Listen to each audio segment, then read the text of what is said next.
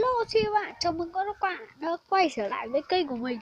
Mình là Trần Đức Liêm Tinh Thần. Video ngày hôm nay mình sẽ gọi là thử thách,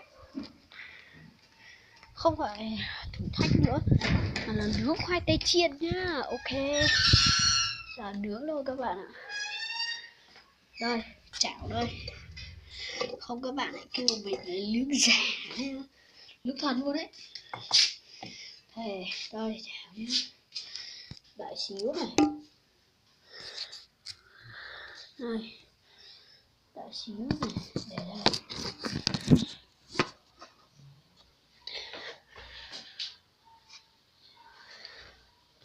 Mình cho dầu vào nhé các bạn nhá.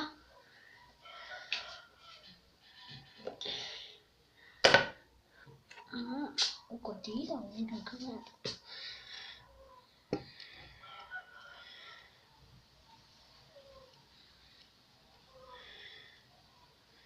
Như này thôi. Ok các bạn ạ. Chảo lên. Ok, dạ thì đi thôi các bạn nhá. Rau ở trong đây này. Ok, dạ đi ra ngoài. Ok các bạn ạ. Rồi. Này, thằng cô em mình nó nào được clip rồi. Đây. Đó, bỏ lên nhá. Ôi giời. Nó cầm khoai tây chiên này. Khoai tây chiên nhá. Mình đi kéo lại.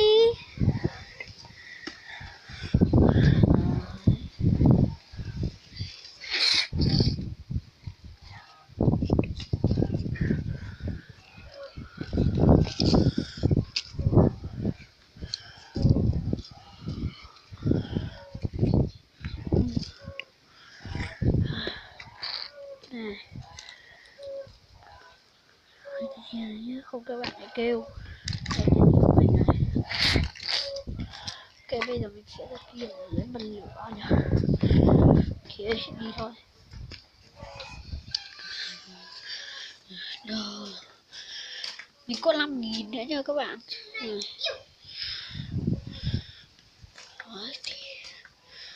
bây giờ thì đi thôi. Ok. Đây.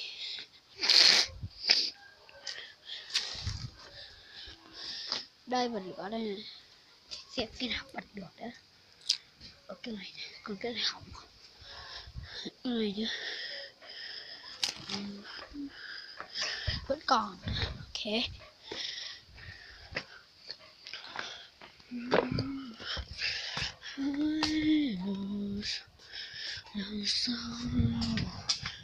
Ok, đây. Ok. Ôi trời ơi.